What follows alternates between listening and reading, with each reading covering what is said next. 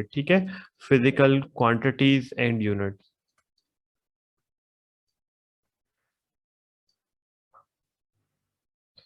छोटी छोटी बातें, लेकिन मैं आपको साथ साथ थोड़ा सा पास पेपर का भी हिंट दूंगा। देखो, जो फिजिकल क्वांटिटीज होती है ना, तो सिंपली हम किन क्वांटिटीज को फिजिकल क्वांटिटीज कहते हैं? हम सिंपली उन क्वांटिटीज को quantities which can be measured. जो इसकी डेफिनेशन आप कह लें कि जो भी चीजें मेजरेबल होती हैं वो आपके पास फिजिकल क्वांटिटीज होती है, quantities which can be measured. ठीक है। अच्छा, जिन चीजों को आप मेजर कर सकते हैं, आप ये बता सकते हैं कि किन चीजों को हम मेजर नहीं कर सकते?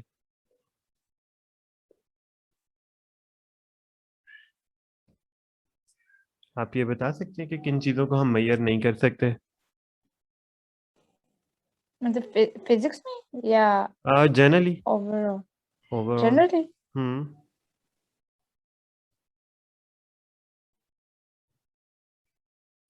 देखिए, आप लेंथ को तो मेजर कर सकते हैं, हम मैस को मेजर कर सकते हैं, हम स्पीड को मेजर कर सकते हैं, और जी। हम टेम्परेचर को मेजर कर सकते हैं। इसके अलावा आप फोर्स को, ये सब आपके पास ना फिजिकल क्वांटिटीज है। लेकिन कुछ चीजें ऐसी हैं जिनको हम मेजर नहीं कर सकते, खैर वो हमारी डिस्कशन में भी नहीं है। मतलब आपका इंटेलेक्चुअल लेवल या जो आपके इंटेलिजेंस लेवल है, मैं मेजर नहीं कर सकता। हमारी हंगर, थर्स्ट ये कुछ ऐसी चीजें जिनको हम मेजर नहीं कर सकते। तो सिंपली जो चीजें कुछ ठीक है। मेजरेबल है वो हमारे पास क्या है? वो फिजिकल क्वांटिटीज होती हैं। अच्छा, अब आप इनको डिफरेंट तरीके से क्लासिफाई करते हैं, ठीक है, कुछ चीज़ों को, मतलब अगर हम क्लासिफिकेशन ऑफ फिजिकल क्वांटिटीज की बात करें ना, तो इनको हम दो बेसिस पे क्लासिफिकेशन कर लेते हैं, ठीक है। यानी आप इधर इनको या तो कह रहे होते हैं स्केलर और वेक्टर, ठीक है, और या हम इनको क्लासिफाई कर रहे होते हैं बेस एंड ड्राइव्ड क्वांटिटी, ठीक है, बेस और ड्राइव्ड क्वांटिटी के पॉइंट ऑफ व्यू पे। ठीक। देखिए, आप लेंथ को तो मेजर कर सकते हैं, हम मैस को मेजर कर सकते हैं, हम स्पीड को मेजर कर सकते हैं, और जी। हम टेम्परेचर को मेजर कर सकते हैं। इसके अलावा आप फोर्स को, ये सब आपके पास ना फिजिकल क्वांटिटीज है। लेकिन कुछ चीजें ऐसी हैं जिनको हम मेजर नहीं कर सकते, खैर वो हमारी डिस्कशन में भी नहीं है। मतलब आपका इंटेलेक्चुअल लेवल या जो आपके इंटेलिजेंस लेवल है, मैं मेजर नहीं कर सकता। हमारी हंगर, थर्स्ट ये कुछ ऐसी चीजें जिनको हम मेजर नहीं कर सकते। तो सिंपली जो चीजें कुछ ठीक है। मेजरेबल है वो हमारे पास क्या है? वो फिजिकल क्वांटिटीज होती हैं। अच्छा, अब आप इनको डिफरेंट तरीके से क्लासिफाई करते हैं, ठीक है, कुछ चीज़ों को, मतलब अगर हम क्लासिफिकेशन ऑफ फिजिकल क्वांटिटीज की बात करें ना, तो इनको हम दो बेसिस पे क्लासिफिकेशन कर लेते हैं, ठीक है। यानी आप इधर इनको या तो कह रहे होते हैं स्केलर और वेक्टर, ठीक है, और या हम इनको क्लासिफाई कर रहे होते हैं बेस एंड ड्राइव्ड क्वांटिटी, ठीक है, बेस और ड्राइव्ड क्वांटिटी के पॉइंट ऑफ व्यू पे। ठीक है, आप आपको स्केलर और वेक्टर में डिफरेंस पता है? जी। ठीक है। स्केलर यहाँ। वो क्वांटिटीज होती हैं जिनके अंदर मैग्नीट्यूड होता है खाली? जी बिल्कुल, मैग्नीट्यूड एंड यूनिट रिक्वायर्ड होता है आपको। यूनिट। और ठीक है, और यहाँ पे मैग्नीट्यूड भी चाहिए, यूनिट भी चाहिए, और प्लस आपको एंड डायरेक्शन भी चाहिए, ठीक है। डायरेक्शन भी चाहिए। Important thing is direction. तो आपको डायरेक्शन भी चाहिए होती है। तो आप थोड़ा बहुत ना, अच्छा, कुछ एमसीक्यूज में डायरेक्टली ये क्वेश्चन आ जाता है कि आपको आइडेंटिफाई करना होता है कि कौन सी स्केलर क्वांटिटी है, कौन सी वेक्टर क्वांटिटी है। तो इस पॉइंट ऑफ व्यू पे आपने थोड़ा बहुत समझ लेना होता है। जैसे आपके पास स्केलर क्वांटिटी में लेंथ हम कह सकते हैं, हम मैस कह सकते हैं, हम टेम्परेचर कह सकते हैं। आपको इनके लिए कोई जो है ना, डायरेक्शन रिक्वायर्ड नहीं होती। एनर्जी है, चार्ज है, और इस तरह और बहुत सारी चीजें हो सकती हैं, प्रेशर हो सकता है। ठीक है। आहिस्ता आहिस्ता जब हम कंप्लीट कर लेंगे कोर्स, तो वैसे ही आपको अंदाजा हो जाएगा कि कौन सी स्केलर है, कौन सी वेक्टर है। यहाँ पे आपके पास ना डिस्प्लेसमेंट आ जाती है, आपके पास फोर्स है, ठीक है, आपके पास इसके अलावा एक्सेलरेशन है, आपके पास वेलोसिटी है, और बहुत सारी और क्वांटिटीज हैं। जैसे आपके पास करंट है, इलेक्ट्रिक करंट जिसको हम बोलते हैं, वो भी आपके पास। और और क्या हो सकती है भाई? मोमेंटम आपने पढ़ना है इसमें, वो ये सब चीजें जो है ना, ये आपके पास वेक्टर क्वांटिटीज है, ठीक है। स्केलर और वेक्टर तो आपको पता चल गया। अब हम आते हैं बेस क्वांटिटीज पे। ये जो बेस क्वांटिटीज की हमने बात की, या ड्राइव क्वांटिटीज की बात की, ये हम देख लेते हैं। तो बेस क्वांटिटीज जैसे किसी भी खाने के बेसिक इंग्रेडिएंट्स होते हैं ना, इसी तरह ये बेस क्वांटिटीज हैं आपके पास, और ये टोटल 7 इन नंबर है, ये कोई ज्यादा नहीं है। ठीक है, यानी ये टोटल 7 है, यानी 7 क्वांटिटीज है। और सिंपली आपको इनके नाम याद रखने हैं, ठीक है। कुछ तो काफी ज्यादा यूज हो रही होंगी, कुछ कम यूज होंगी, और कुछ यूज ही नहीं होंगी। तो जैसे आपके पास ना बेस क्वांटिटी में आ जाती है लेंथ, मैस, आपने इनको ओ लेवल में भी पढ़ा था, टेम्परेचर। या मेरी आवाज अब सही आ रही है, या अभी भी काफी कम है? सर सही आ रही है। अच्छा, चलें, टू गुड।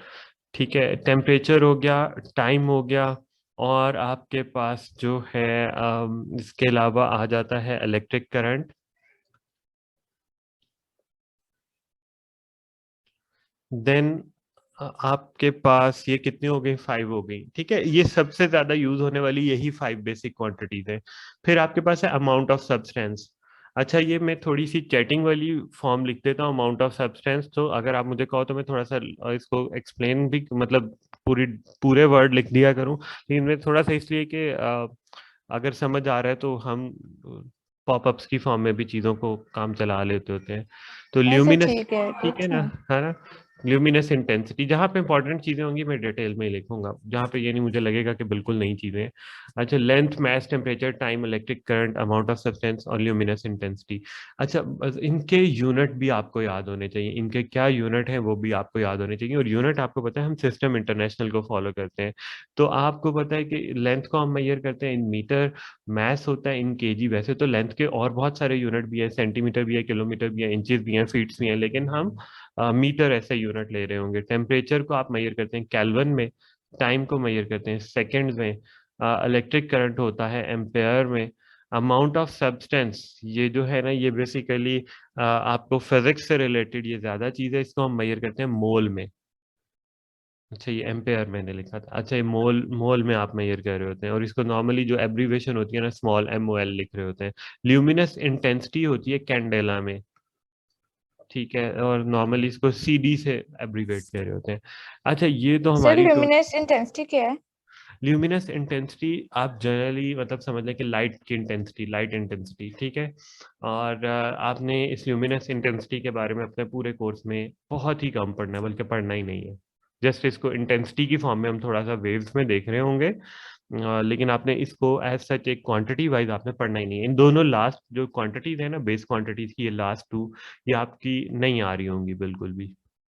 ठीक है, आपका मेन फोकस ओके रहेगा सर। फिजिक्स में, इवन A2 में भी इन्हीं 5 क्वांटिटीज के ऊपर। ठीक है। अच्छा, अब ये तो पता चल गया, अब आपके पास ड्राइव क्वांटिटीज क्या होती हैं, जो इन बेस क्वांटिटीज की हेल्प से ड्राइव हो रही होती हैं। इन बेस क्वांटिटीज की हेल्प से आपके पास आती हैं ड्राइव क्वांटिटीज। ये जो अब ड्राइव क्वांटिटी कैसे होती है, मतलब जैसे आपके पास ना स्पीड एक ड्राइव क्वांटिटी है, कैसे आई? क्योंकि आपने देखो, लेंथ जो होती है ना, बेसिकली डिस्टेंस या लेंथ एक ही बात होती है। हम जब डिस्टेंस की बात करते हैं तो इट मीन दैट के लेंथ इज कवरिंग, इस तरीके से हम कहते हैं।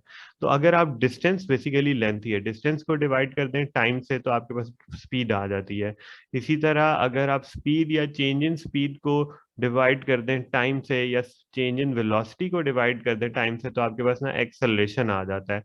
और इसी तरह अगर आप मास को मल्टीप्लाई कर दें एक्सेलरेशन से, तो आपके पास फोर्स आ जाती है। ठीक है, अब आप मतलब ये चीजें हमें पता चल रही हैं। फोर्स को अगर हम डिस्टेंस से मल्टीप्लाई कर दें, तो हमारे पास ना वर्क डन निकल आता है। ठीक है, तो ये सब, अब बाकी की सब इन 7 क्वांटिटीज के अलावा जितनी भी हैं, वो आपके पास ड्राइव क्वांटिटीज है। यानी आपके पास मोमेंटम आ जाएगी, आपके पास जो है रेजिस्टेंस है, आपके पास और बहुत सारी है, EMF आपने पढ़नी है, इलेक्ट्रोमोटिव फोर्स, ये सब चीजें अब आपके पास ना ड्राइव क्वांटिटीज हैं। इन 7 के अलावा बाकी सब की सब ड्राइव क्वांटिटीज हैं। तो ये पता चल गया कि फिजिकल क्वांटिटीज को हम स्केलर वेक्टर के फॉर्म में क्लासिफाई कर सकते हैं, बेस और ड्राइव क्वांटिटीज की फॉर्म में हम क्लासिफाई कर सकते हैं। ठीक हो गया? Yes sir. चलें, to good.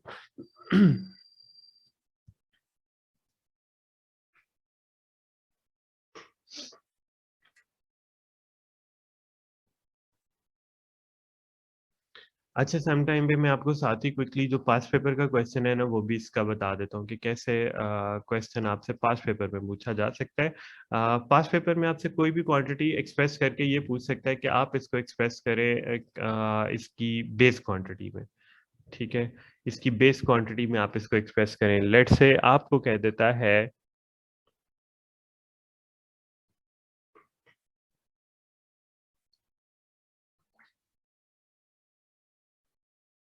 Express the following quantities into base quantity. ठीक है, लेट से मैं कह देता हूँ आपको सबसे पहले पावर। आपको पावर के लिए कोई फॉर्मूला याद है ओ लेवल वाला? पावर कैसे फाइंड करते होते थे? क्यू ओवर टी या ई ओवर टी? बिल्कुल सही है। पहले क्या बोला आपने? पहले क्या बोला? Q over T. नहीं, क्यू ओवर टी करंट होता था, पावर डब्ल्यू ओवर टी होता है, जी। Work done divided by time और energy converted divided by time. ठीक है। अच्छा देखो, ये आपके पास ना वर्क डन है।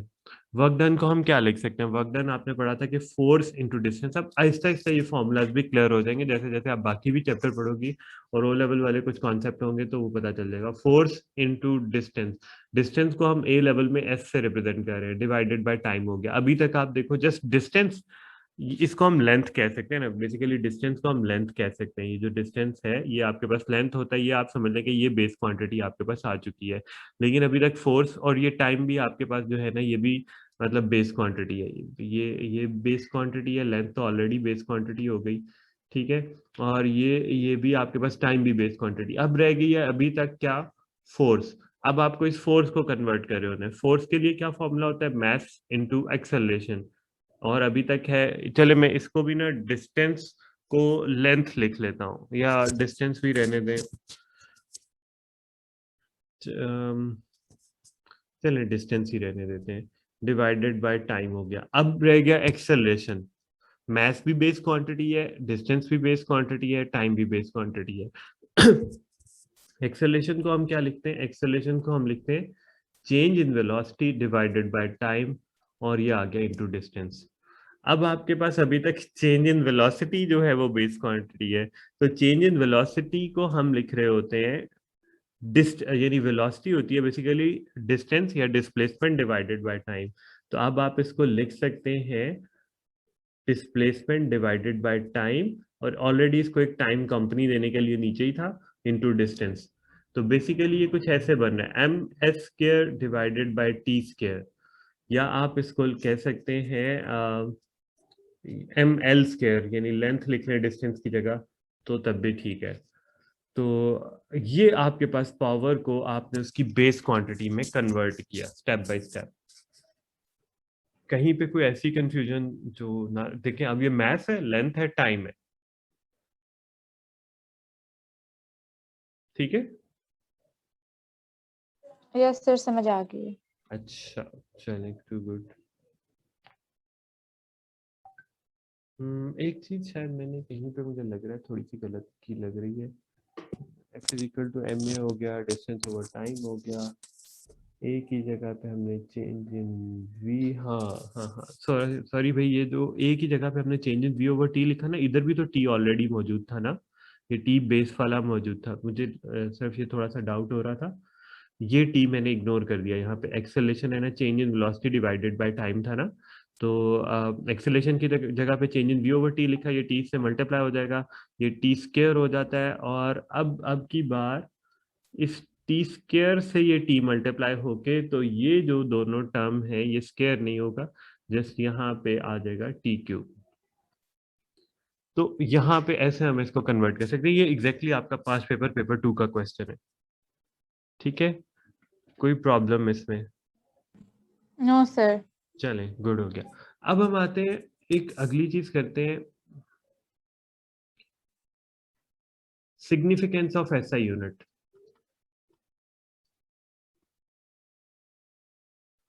ये जो एसआई यूनिट जिसको हम सिस्टम इंटरनेशनल यूनिट कहते हैं, हम क्यों system international system international unit use करते हैं? हम डिफरेंट डिफरेंट यूनिट हर एक के लिए क्यों नहीं ले सकते? हम मैथ्स के लिए हमेशा केजी क्यों लेते हैं? हम उसको ग्राम्स या इस तरह और जो मिलीग्राम्स या इस तरह के डिफरेंट यूनिट्स में हम क्यों नहीं मेजर कर सकते? ठीक है। अच्छा, और ये चीजें सिस्टम इंटरनेशनल के सिग्निफिकेंस पे आते हैं। तो सबसे पहला पॉइंट आपका ये है, आप जो यूज करते हैं इसकी सबसे इंपॉर्टेंट चीज ये होती है कि to identify a physical quantity.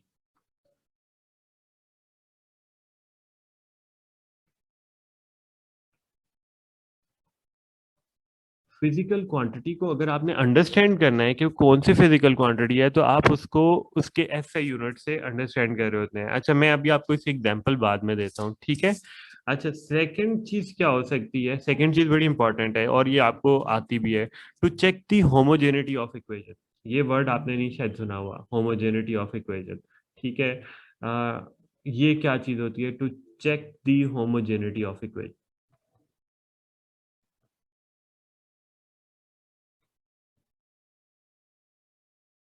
ठीक है। अब ये चीज क्या है, इस होमोजेनिटी पे फोकस करते हैं कि होमोजेनिटी ऑफ इक्वेशन का क्या मतलब होता है भाई।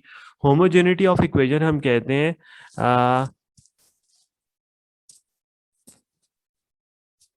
यानी इसको हम कहते हैं an equation is said to be homogeneous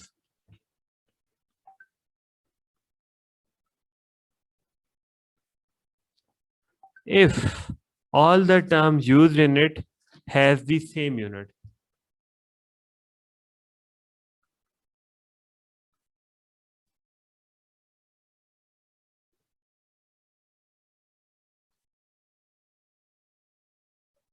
ये बात हो गई, यानी जितनी भी उसमें टर्म्स यूज हो रही हैं वो आपके पास उनका यूनिट सेम होगा, तो हम कहते हैं equation is said to be homogeneous. And equation is said to be homogeneous if all the term used in it have the same unit.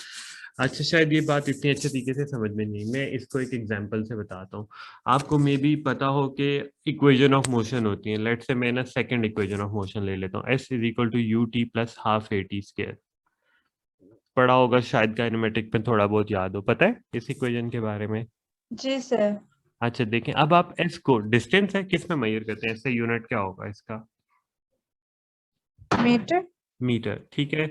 Velocity, ये यू जो है बेसिकली इनिशियल वेलोसिटी होती है, तो ये होता है मीटर पर सेकंड में।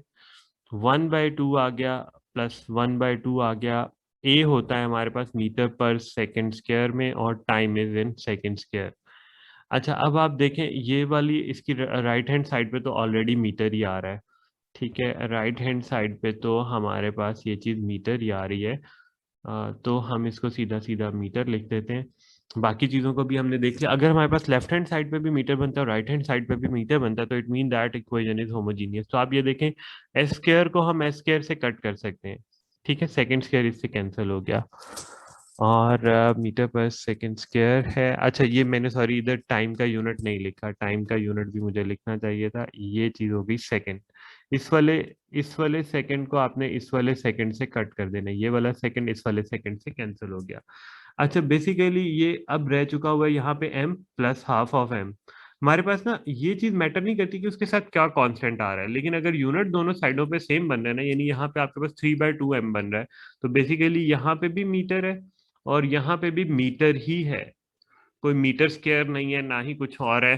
तो हम इस इक्वेशन को कहेंगे इज अ होमोजीनियस इक्वेशन। ये जो इक्वेशन है ये है आपके पास होमोजीनियस इक्वेशन।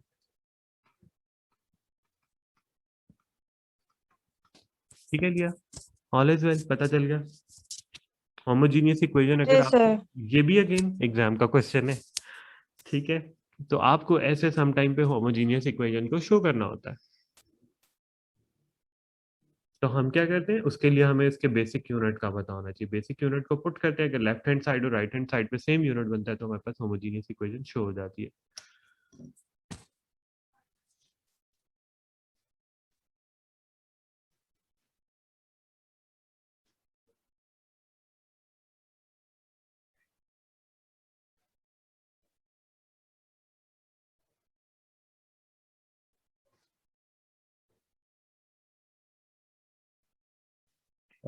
ये 1 मिनट होल्ड कीजिएगा, 1 मिनट बस।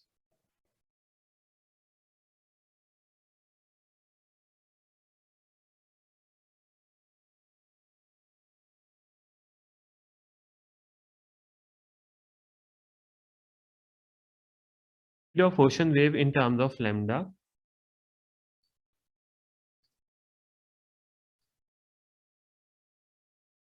लेमडा होती है वेवलेंथ, ठीक है। जी होता है ग्रेविटेशनल फील्ड स्ट्रेंथ, और ये होती है डेंसिटी, ठीक है। Lambda gravitational field strength and density is given below.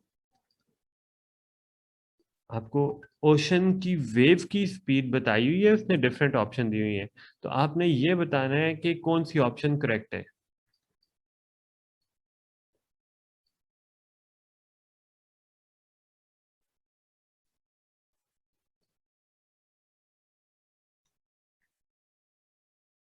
देखें, उसने ऑप्शन ए आपको कही है, मतलब उसने कहा कि स्पीड ऑफ ओशन यानी वी को हम लिख सकते हैं V is equal to square root of G square divided by lambda.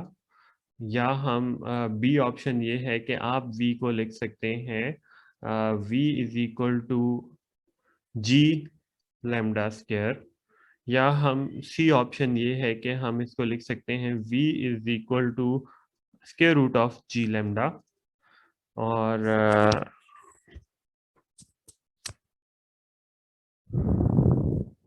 अच्छा, मैंने ऐसी डेंसिटी क्यों लिख दी है?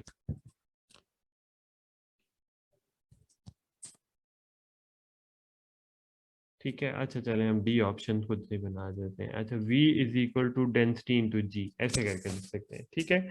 अच्छा, अब आप पता है क्या करो, आपको इन सब के लिए ना इनके बेस क्वांटिटीज लिखनी है। देखो, g ग्रेविटेशनल फील्ड स्ट्रेंथ ही होती है। आप g को आपने ओ लेवल में मीटर पर सेकंड स्क्वायर में भी लिखा था। अच्छा, मैं बार बार ओ लेवल का रेफरेंस देता हूँ, अगर आपको ओ लेवल के कॉन्सेप्ट लगे ना कि सर तो पता नहीं क्या, अगर ओ लेवल के भी कॉन्सेप्ट आपके वीक हैं तो आप मुझे बेशक दरमियान में इंटरप्ट कर देना, कोई मसला नहीं है।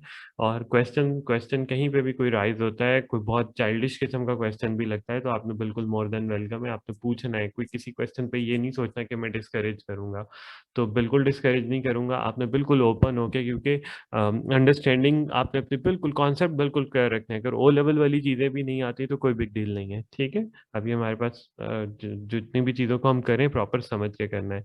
तो ये देखो, आपके पास ना जी होता है मीटर पर सेकेंड स्क्वायर में, और लेमडा होता है मीटर में, ठीक है। अब आप देखो, अगर ये मीटर और मीटर से कैंसिल होके ये तो जस्ट सेकंड स्क्वायर का स्क्वायर रूट है, तो ये यूनिट आ रहा है सेकंड। तो आपको पता है कि ये फॉल्स ऑप्शन होगी, क्योंकि सेकंड स्पीड का यूनिट नहीं होता, ऐसे ही है। फिर जी को हम मेजर करते हैं मीटर पर सेकंड स्क्वायर में, और वेवलेंथ हो जाएगी मीटर स्क्वायर में, तो ये भी कोई metre cube over second square बन रहा है, ये भी स्पीड का यूनिट नहीं है। अच्छा, डेंसिटी होती है समथिंग केजी पर मीटर क्यूब में। और ग्रेविटेशनल फील्ड स्ट्रेंथ, या इसको आप लिख लें मीटर पर सेकंड स्क्वायर में। तो बेसिकली इसको अगर हम इससे कैंसिल कर दें तो ये भी बेसिकली एक फॉल्स ऑप्शन है, ये भी नहीं आपके पास आ रही, मतलब ये भी नहीं बन रहा। अच्छा, अब हम इस वाले पे आते हैं। तो ग्रेविटेशनल फील्ड स्ट्रेंथ होती है मीटर पर सेकंड स्क्वायर में, वेवलेंथ को मेजर करते हैं मीटर में, और ओवरऑल आ रहा है इसका स्क्वायर रूट। अब आप इसको लिख सकते हैं ऐसे, metre square divided by second square. तो आपको पता है स्क्वायर रूट से स्क्वायर हो जाता है कैंसिल, तो यूनिट रह जाता है जस्ट मीटर पर सेकंड। तो ये आपकी करेक्ट ऑप्शन है, option C is correct. Reason समझ में आ गई ना, क्योंकि आपने सबके बेस जी सर। जी यूनिट्स निकाले, और आपने ये फिगर आउट कर लिया भाई ये तो किसी का यूनिट मीटर पर सेकंड निकल ही नहीं रहा, तो आपको पता चल गया कौन सा करेक्ट फॉर्मूला होगा। तो ये भी आपका पास पेपर का क्वेश्चन, एमसीक्यू का एक क्वेश्चन था, और इसको पता चल गया कि कैसे हम लोग करते हैं।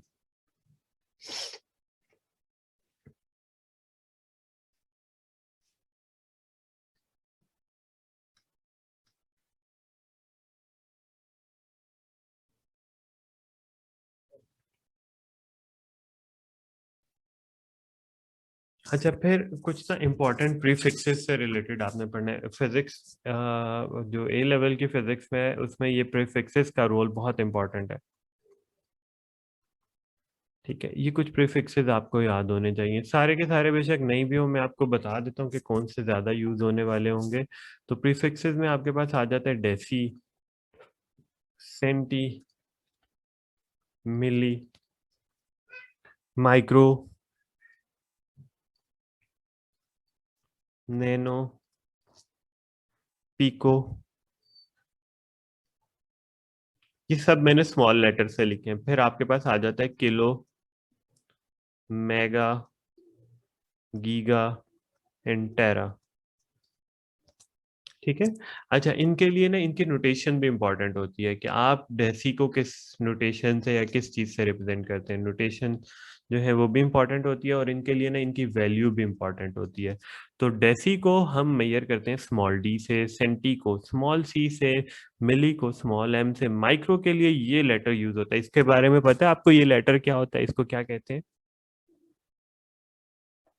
यूज किए लेकिन इसका नाम नहीं मुझे मेरे ख्याल से पता, हाँ, इसका नाम याद नहीं है। ये जो बिल्ली करती है, म्याऊ। म्यू है, सॉरी म्यू नहीं है प्रॉपर, म्यू है, म्यू। ठीक है। अगर ये बेसिकली ना ग्रीक लैटिन लेटर्स होते हैं कुछ जिनको हम यूज कर रहे होते हैं। तो म्यू लेटर है बेसिकली, यू की तरह नहीं लिखना होता, थोड़ा सा हम इसको एक डिफरेंट स्टाइल में लिख रहे होते हैं।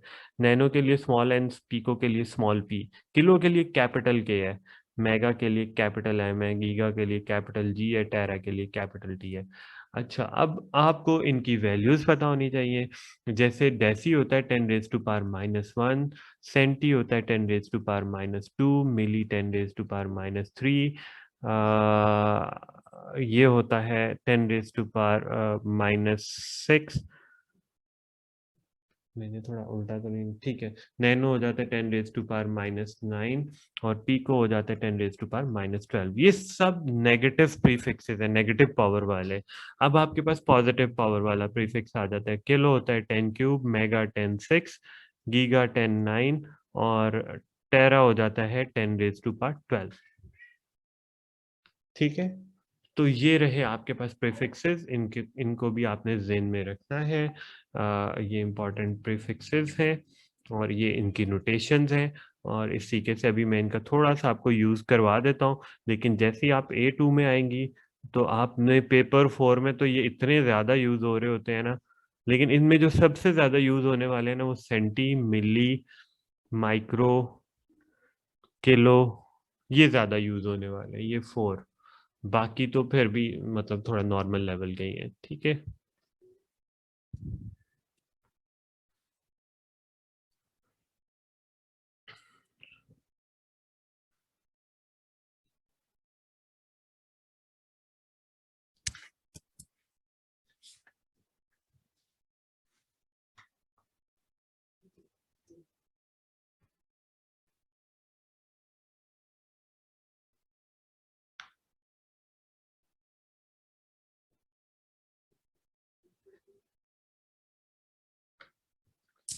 अच्छा जी, मैं आपको इसका क्वेश्चन देख रहा हूँ पास पेपर में। तो छोटी सी बात कर लेते हैं, ठीक है। आपको ऐसे करके कह सकता है कि बी स्क्रीन पे कर लें, या लेट्स से आपको ना कुछ ऐसे एवेल्युएट करने के लिए कह सकता है, या बल्कि छोड़े, आपको इंडिसेस आते हैं ओ लेवल वाले? इंडिसेस आते हैं आपको ओ लेवल वाले? मैथ्स के? हाँ जी जी जी जी बिल्कुल। जी पढ़ा हुआ है। अच्छा चलें, सम टाइम पे वो चीज़ आपके पास से यहाँ पे यूज़ हो सकती है, जो इंडिसेस वाली चीज़ थी ना, मतलब उसके पॉइंट ऑफ व्यू पे हम इनको यूज़ कर सकते हैं। खैर चलिए, इनकी प्रैक्टिस थोड़ी सी जब हम क्वेश्चन में करेंगे ना तो हो जाएगी, इतनी कोई मुश्किल चीज़ नहीं है। ठीक है। तो आपको थोड़ा सा आइडिया हो जाएगा कि ये इंपॉर्टेंट प्रीफिक्सेस को आप कैसे यूज़ कर रहे होते हैं। तो डेसी, सेंटी, मिली, माइक्रो, मतलब ओ लेवल में भी हमने इनको यूज़ किया था, ए में भी यूज़ कर रहे होंगे, थोड़ा सा हमें क्वेश्चन में आइडिया हो जाएगा। सिर्फ आपको इनको थोड़ा सा मेमोराइज करना है, याद रखनी है।